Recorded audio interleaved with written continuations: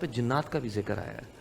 میں یہ جاننا چاہتا ہوں کہ کیا جنات ہماری زندگیوں پہ ویسے اثر انداز ہو سکتے ہیں یا صرف لوگ جس طرح کہتے ہیں جادو کیا یہ کیا ہماری زندگی پہ کیسے اثر انداز ہوتے ہیں اور ان کی اپنی بھی ایک دنیا ہے زندگی ہے اس بارے میں ذرا رہنمائی فرمائیں.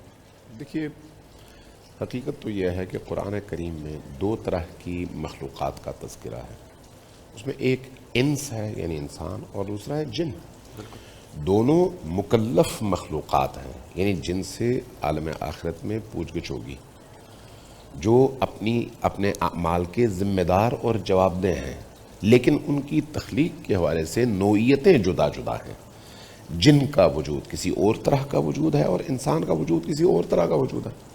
دونوں اسی کائنات میں اسی زمین پر زندگی بسر کرنے والی مخلوقات ہیں.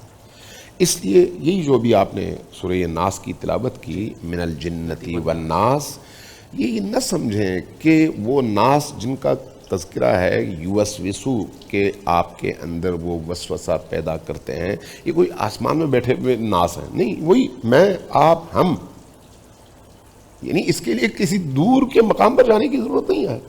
آپ جب کسی بھی محفل میں 10 بندوں سے مختلف باتیں سنتے ہیں تو آپ کے اندر ایک فکری طور پر ایک تلاطم پربا نہیں ہوتا.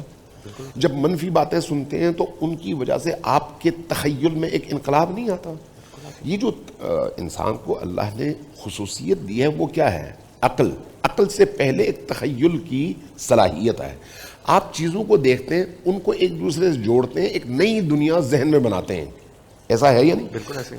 عموماً آپ جب کوئی چیز حاصل کرنا چاہتے ہیں تو اس کے لیے مختلف چیزیں آپ کے ذہن میں آتی جاتی ہیں. آپ ان کو ایک دوسرے سے جوڑتے ہیں جوڑ کے کہیں پر محل بنا رہے ہوتے ہیں کہیں پر گاڑی بنا رہے ہوتے ہیں کہیں پر بہت بڑا فرض کریں بلڈنگ بنا رہے ہوتے ہیں. وہ آپ کے ذہنی تخیل کے وہ ترکیبات ہیں جس سے آپ نے مختلف چیزوں کو جوڑ کر یہ چیزیں بنائی ہیں. دوسروں کی جب آپ باتیں سنتے ہیں تو وہ باتیں اسی طرح سے آپ کے اندر آپ کے ذہن میں آپ کے تخیل میں مختلف شکلیں بنانے لگتی ہیں. اور یہ کام انسان بھی کرتا ہے اور یہ کام جنات بھی کرتے ہیں.